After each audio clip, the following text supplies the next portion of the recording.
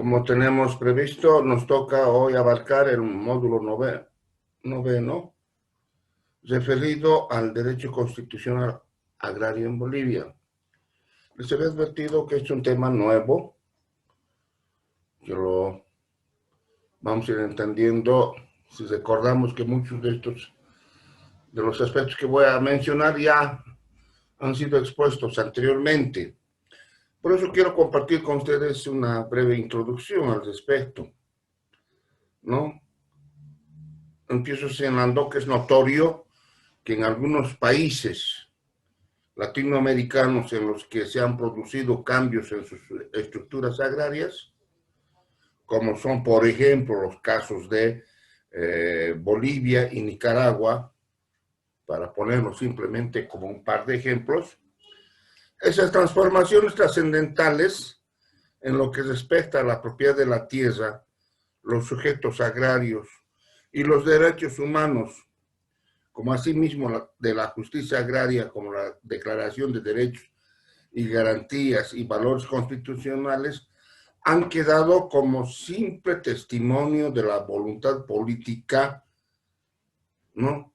En este caso, en el caso nuestro, de los célebres, entre comillas, constituyentes. Sin que hasta la fecha el órgano legislativo haya cumplido con su obligación de producir leyes que permitan la cabal interpretación y socialización de las normas constitucionales, ocasionando de esta manera vacíos jurídicos, desde el momento mismo de promulgación de la Constitución Política del Estado. Esto ya parece muy trillado, pero esto es así. Es algo que no podemos perder de vista. Es algo que nos estamos quejando constantemente. Por eso digo que esta es una situación inaceptable en un Estado de Derecho en el que se supone que la arquitectura legislativa tiene que ser rigurosamente observada y cumplida, particularmente por quienes han asumido la administración de un país. El hecho real es que en lo que concierne a los cambios que se han introducido en el texto constitucional respecto a la propiedad agraria, sea individual o colectiva, y sus interrelaciones económicas, sociales, jurídicas, políticas, culturales, etcétera, menos en lo que se refiere a una ley procedimental agroambiental, los llamados por ley no han cumplido con su obligación de crear leyes orgánicas que faciliten y transparenten las disposiciones constitucionales. Miren, fíjense qué tan cierto es esto. Yo voy a terminar esta clase y voy a empezar a revisar un proyecto de ley procedimental agroambiental que el Tribunal Agroambiental le ha enviado a nuestra universidad, ¿no? Para que este humilde servidor haga lo suyo, revise y pueda aportar a nombre de la universidad en aquello que estamos echando de menos constantemente, una ley procedimental agroambiental. Es que desde las esferas políticas no han cumplido con esta obligación.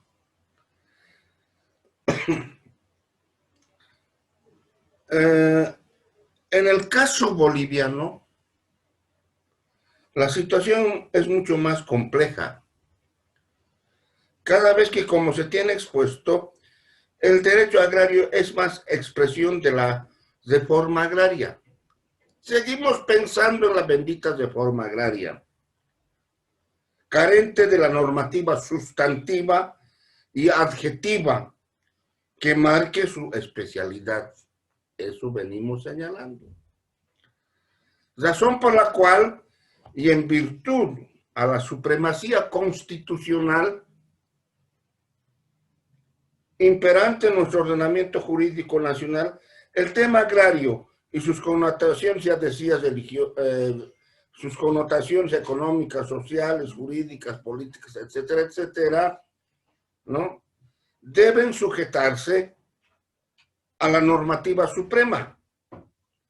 realidad jurídica ante la que Nicaragua y Bolivia y otros países hoy cuentan con lo que se ha venido a denominar derecho constitucional agrario. Es que claro, hoy tenemos que hablar de un derecho constitucional agrario ante la falencia de una normativa, ante la inexistencia de una normativa agraria concreta, expresa, que marque lo sustantivo y lo adjetivo. Y por eso mi insistencia, amigos, en que nosotros comprendamos a cabalidad la Constitución. Y esto nos da pie para pensar en un derecho constitucional agrario. Denominación que en la esfera de la doctrina jurídica del derecho agrario se mantiene en debate en determinados países. Es decir, sobre el sentido a emplearse, si el sentido a emplearse debiera ser derecho agrario constitucional o derecho constitucional agrario. Yo les encomendé que le prestaran atención a este debate. En nuestra universidad misma, y antes de concluir con este trabajo, yo indagué con algunos docentes de la materia, o sea, de derecho constitucional. Le pregunté a uno y a otro sobre su criterio sobre si debería llamarse derecho constitucional agrario o derecho agrario constitucional. Me expresaron criterios diferentes. Tendrán sus razones. Ellos son constitucionalistas y yo apenas soy agrarista. Pero bueno, a tal fin, conviene considerar, esto comparto con ustedes, a tal fin conviene considerar la tesis del profesor Julio Alberto Fernández, profesor de la Universidad de Costa Rica, en las cátedras de Teoría del Estado y Derecho Agrario. Este señor nos dice, abro comillas, hablando de derecho agrario constitucional como parte de las ciencias jus agrarista, al definir a su objeto como compuesto por la normativa constitucional del contenido. Sin embargo, tal definición es correcta para el objeto de lo que se habría de denominar constitucional agrario, más no de lo que se entiende por derecho agrario constitucional, puesto que implica un enfoque más restringido como derecho agrario constitucional. O sea, para este señor, la denominación de derecho agrario constitucional es mucho más restringido que aquello que pueda abarcar, ¿no?, por derecho constitucional agrario. Dejo a ustedes indagar al respecto. Y claro, se abrió el debate hace mucho tiempo. Yo quiero contarles algo que me alegró bastante, chicos. Hace unos dos años atrás, cuando exactamente compartíamos este tema en un curso de la noche, habló un alumno y me dijo, ¿sabe qué quiero yo compartir lo que he encontrado en Facebook sobre este tema? Ah, me interesó. Sí, hermano, compartí. Y me dice, ¿sabe qué? En Chile están debatiendo sobre este tema, sobre derecho constitucional agrario o derecho agrario constitucional, pero que en el caso boliviano no tiene importancia porque su presidente no respeta la Constitución. ¿Se dan cuenta? Más allá de la anécdota, lo que a mí me satisfizo hace unos 2 años atrás, tal vez un poquito más, es que nosotros estuvimos en onda. Estuvimos discutiendo igual que los chilenos. O sea que íntimamente me alegró porque dije, no estoy fuera de foco. Estoy compartiendo con mis amigos temas que se están debatiendo en el entorno latinoamericano. Solamente un comentario. Ahora bien, veamos el derecho agrario en el marco internacional de los derechos humanos. Esto ya lo hemos venido revisando, amigos míos. Yo les vengo a proponer que para entender, ¿no?, este tema, precedentemente ya hemos expuesto la importancia del derecho agrario en el marco internacional de los derechos humanos, para cuya mejor comprensión es necesario prestar atención debida a los instrumentos normativos internacionales al respecto. Y ustedes sí han empezado a investigar. Por ejemplo, la Carta de las Naciones Unidas. Esta es una expresión del derecho constitucional agrario. La Declaración de los Derechos Humanos, la Declaración Universal de los Derechos Humanos, ¿no? El Pacto Internacional de Derechos Humanos, ¿no?, económicos, sociales y culturales, la Convención Americana de los Derechos Humanos. Vean, son precedentes que vienen a subrayar aquello que estamos exponiendo.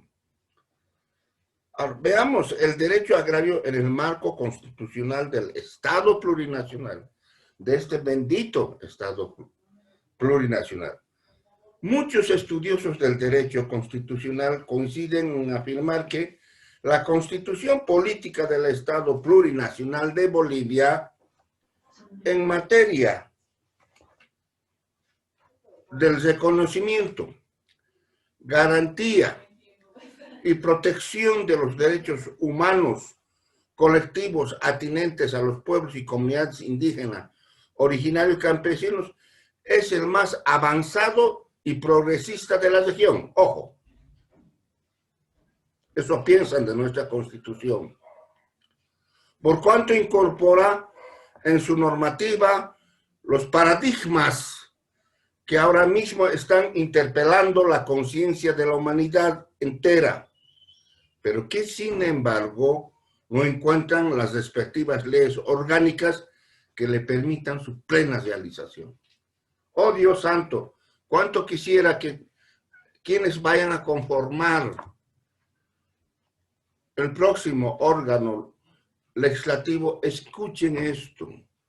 Necesitamos de leyes orgánicas que permitan la cabal comprensión, pero la mayor transparentación de todo aquello que está en la Constitución. No podemos permitir una vez más que se cometan atropellos como, por ejemplo, con el caso Tignis,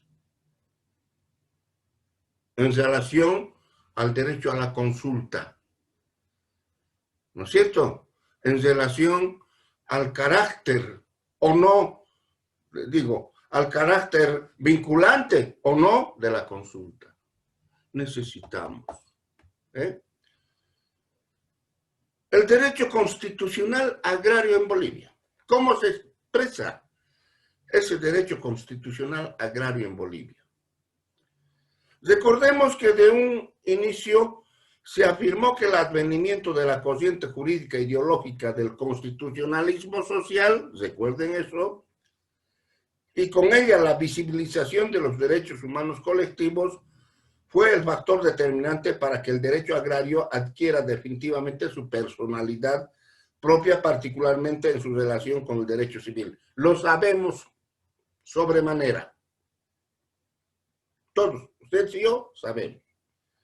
Entonces, dicho sea que el impacto de los derechos humanos tengan en el derecho constitucional, ha de poner al descubierto la polifuncionalidad de los institutos agrarios, lo cual explica que de una función social se pasó a una función económico-social, eso lo sabemos. En igual forma, de un fundamento social del derecho agrario se evolucionó hacia el fundamento económico-social. Todo ha ido evolucionando. Concepción que, como ya se tiene desarrollado, explica el tránsito del Estado liberal de derecho hacia el Estado social de derecho, entendido como la mutación de un ordenamiento que tenía por centralidad los derechos humanos individuales, liberales o clásicos de libertad, a otro en el que todos esos derechos van a ser acompañados por los económicos, sociales y culturales de libertad, tal cual se desprende de la Constitución vigente. Veamos, ¿cómo? Se ha producido esa evolución de los primarios civiles políticos, de los primarios derechos civiles políticos hacia los derechos económicos, sociales y culturales. Esto ustedes lo van a poder estudiar, amigos, en los principios y valores y fines del Estado que están señalados en el artículo 9 de la Constitución Política del Estado. Les estoy dando el artículo. El artículo 9 de la Constitución Política del Estado, al marcar que son fines y funciones esenciales del Estado, además de lo que establece la Constitución y las leyes, en su numeral 6 dispone promover y garantizar el aprovechamiento responsable y planificado de los recursos naturales e impulsar su industrialización a través del desarrollo y del fortalecimiento de las bases productivas en sus diferentes dimensiones y niveles, así como la conservación del medio ambiente para el bienestar de las generaciones actuales y futuras. Primera declaración. 2. Derechos de las naciones y pueblos originarios campesinos. Les ruego prestar atención al artículo 30 de nuestra Constitución respecto a los derechos de las naciones y pueblos indígenas originarios campesinos. Dice el parágrafo primero: es nación y pueblo indígena, originario, campesino, toda la colectividad humana que comparta identidad cultural, idioma, tradición, historia, instituciones, territorialidad y cosmovisión, cuya existencia es anterior a la invasión colonial española.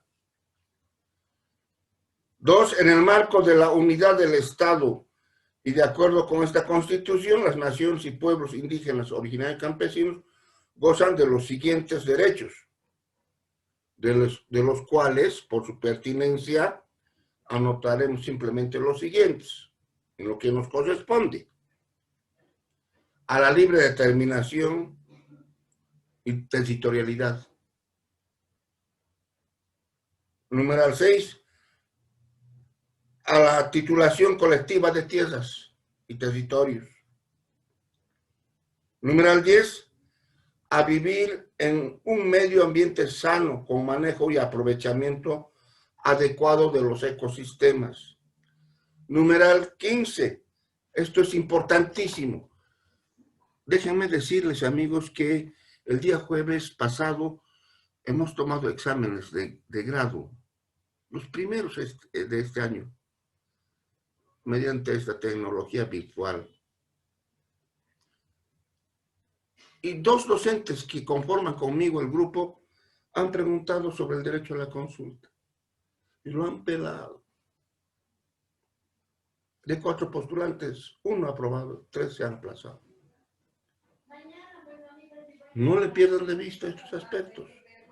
No vayan a decir, apruebo derecho agrario o esta materia, después ya, ¿qué me importa? No.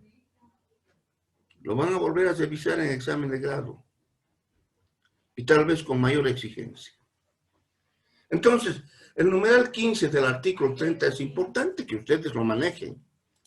Dice, a ser consultados mediante procedimientos apropiados y en particular a través de sus instituciones, ¿no?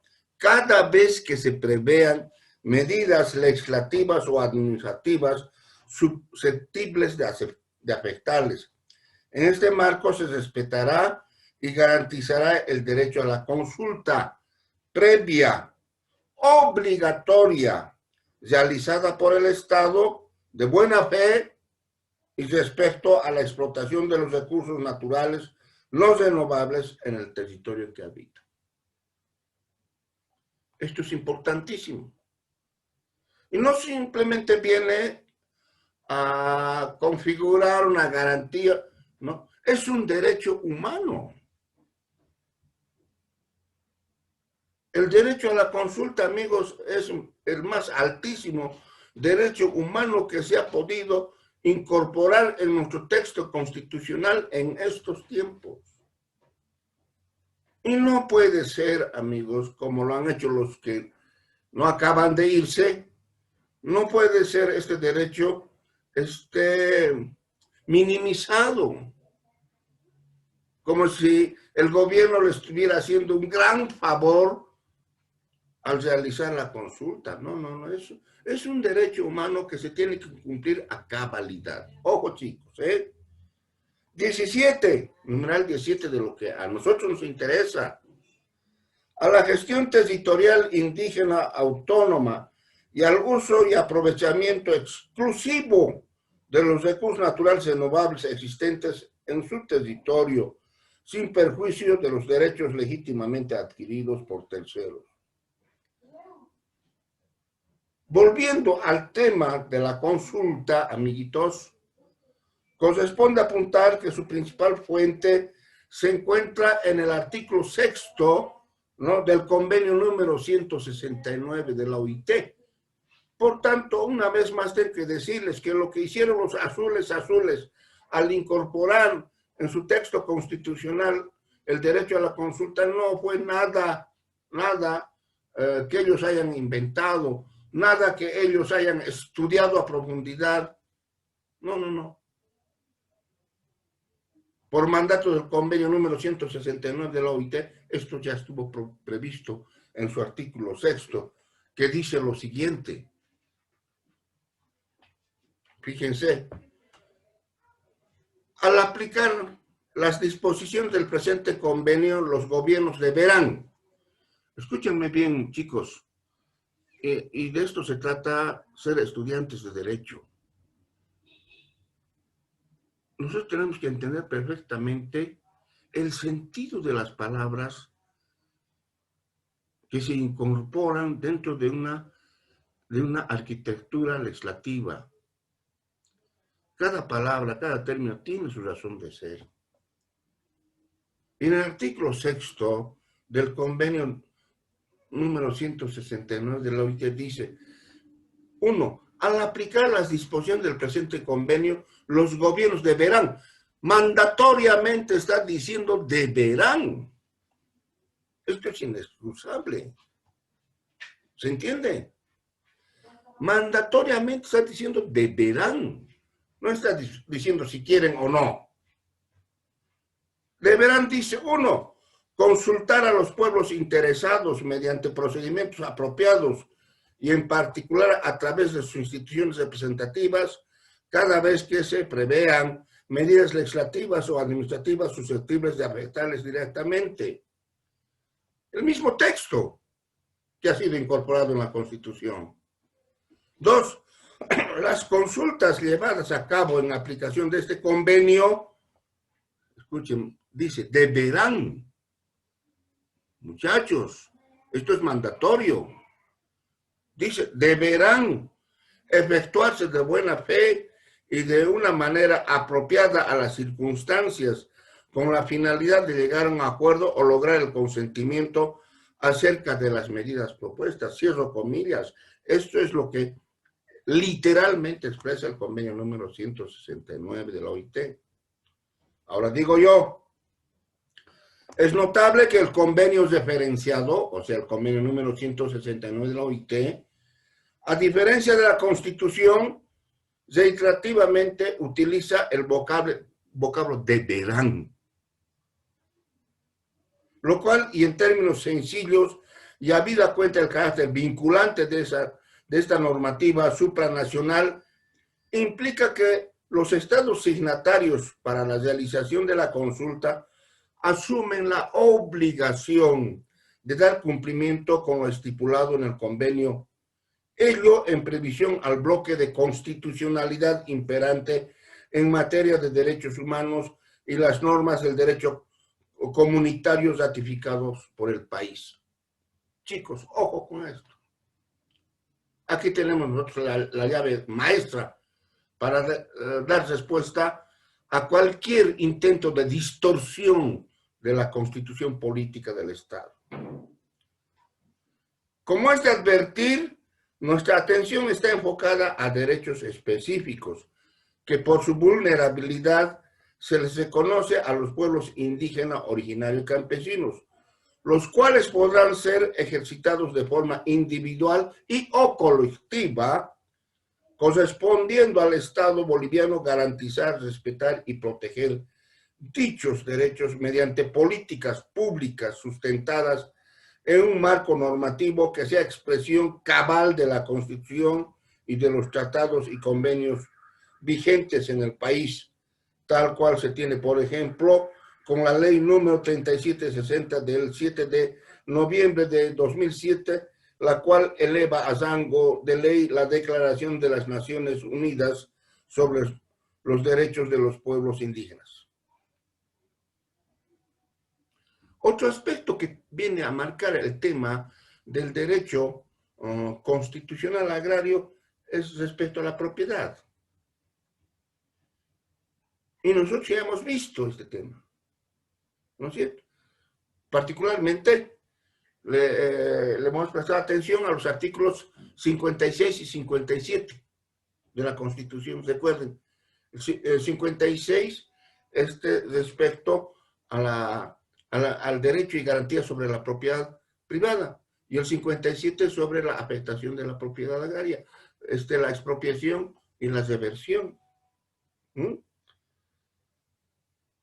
Otro aspecto es relativo a la jurisdicción agroambiental.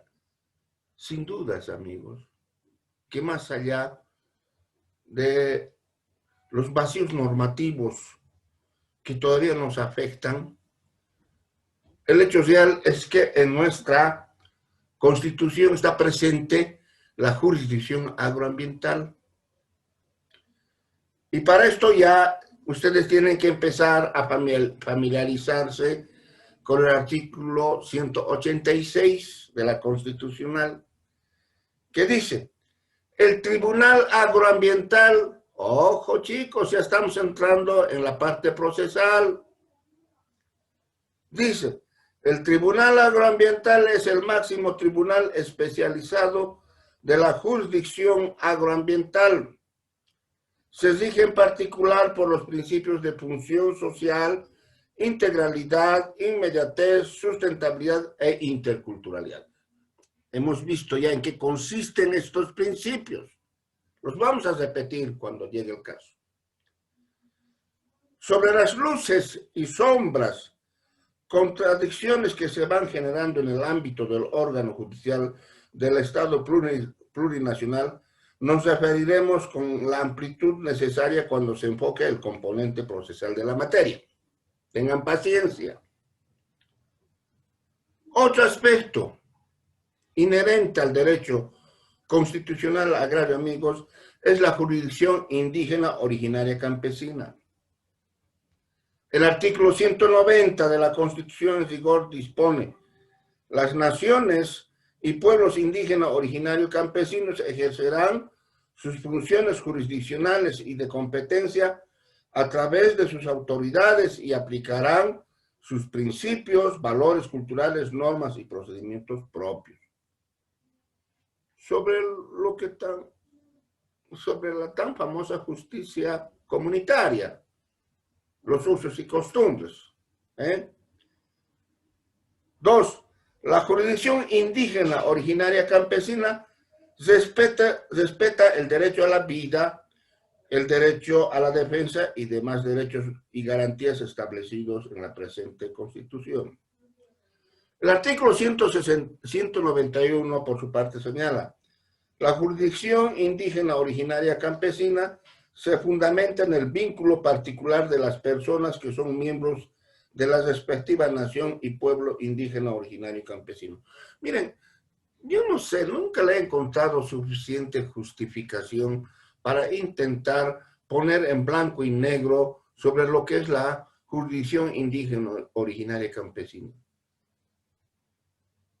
Secularmente, amigos, por siglos ha venido existiendo la denominada justicia comunitaria, hoy jurisdicción indígena, originaria, campesina, sin necesidad de que se reglamente.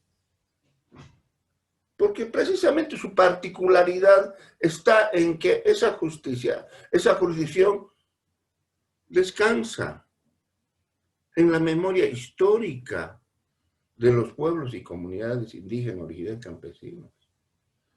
Pero los que hicieron la Constitución, los que nos gobernaron hace más de 14 años atrás, intentaron reglamentar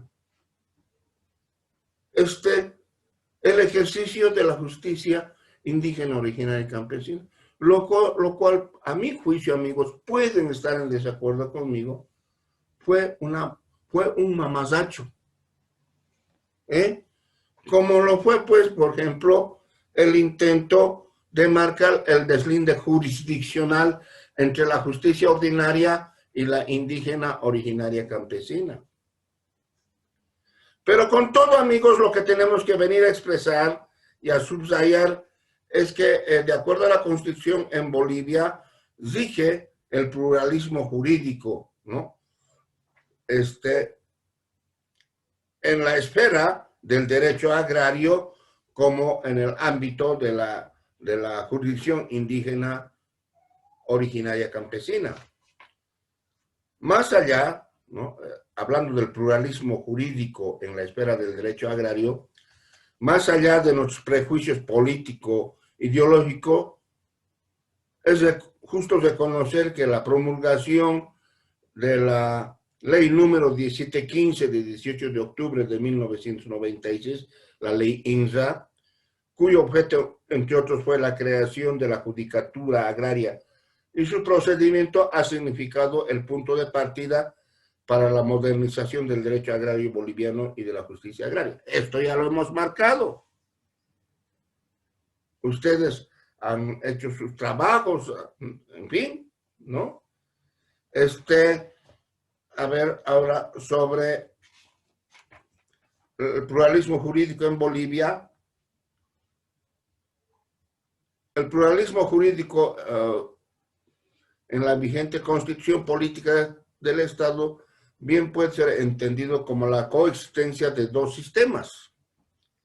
El sistema jurídico constitucional, que está integrado por dos subsistemas, el subsistema jurídico republicano y el subsistema jurídico indígena, originario y campesino. El pluralismo jurídico no solo debe ser entendido como una diversidad de jurisdicciones, sino también como el resguardo de derechos a ser tutelados, lo que equivale a afirmar que dentro de la unidad jurídica de la Constitución existen diversas fuentes de producción normativa y diferentes jurisdicciones encargadas de la aplicación de estas normas. Esto último yo quiero subrayar con ustedes. ¿Me entienden? El pluralismo jurídico no solo debe ser entendido como una diversidad de jurisdicciones, jurisdicción penal, jurisdicción constitucional, jurisdicción agroambiental, jurisdicción familiar, jurisdicción civil. No solo eso, ¿no? Sino también como el resguardo de derechos a ser tutelados, lo que equivale a afirmar que dentro de la unidad jurídica de la Constitución existen diversas fuentes de producción normativa y diferentes jurisdicciones encargadas de la aplicación de estas normas. Es en esa medida que hay que entender el pluralismo jurídico, en lo que respecta al ámbito de la jurisdicción indígena, originaria, campesina.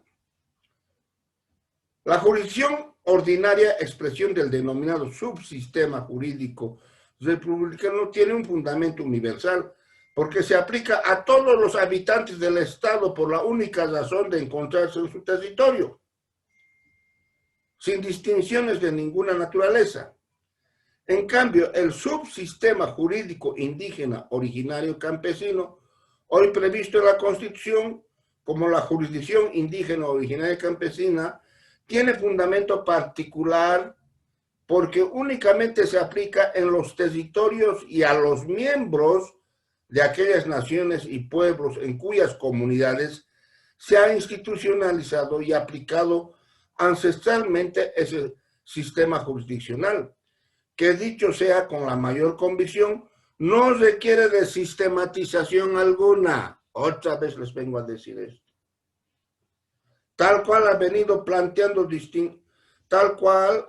planteando distinguidos estudiosos del tema, quienes piensan que con una disposición legal estatal habrá de homogeneizarse entre diferentes los procedimientos de administración de justicia comunitaria.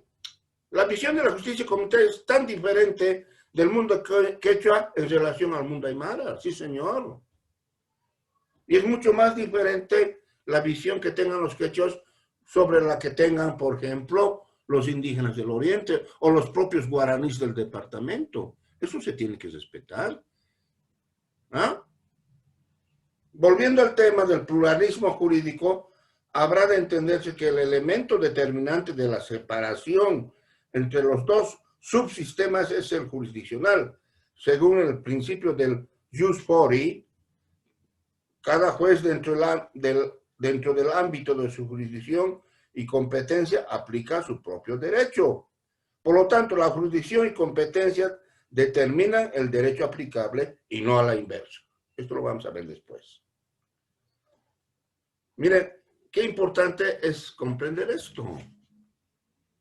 Y créanme, nosotros los estudiantes de Derecho, nosotros los abogados, estamos obligados a entender los alcances de este pluralismo jurídico.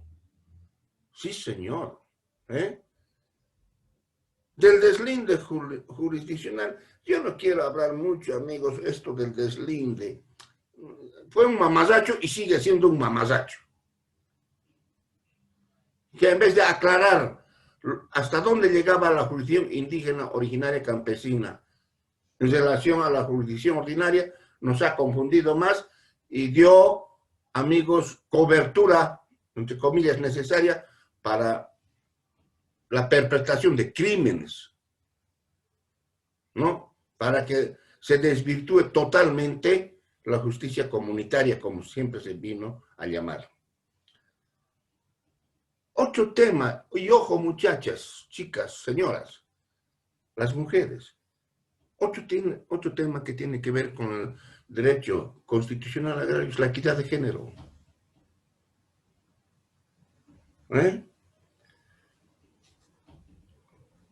Ustedes saben que la ley de reforma agraria en sus artículos 78 establecía una barbaridad a tiempo de establecer las preferencias para la dotación de tierras durante la reforma agraria. Y señalaba que las mujeres, para acceder al recurso tierra, antes deberían quedar viudas y con muchas hijas. Y solo de esa manera podían acceder al recurso tierra. Esta fue una verdadera barbaridad que se arrastró por mucho tiempo. Hoy,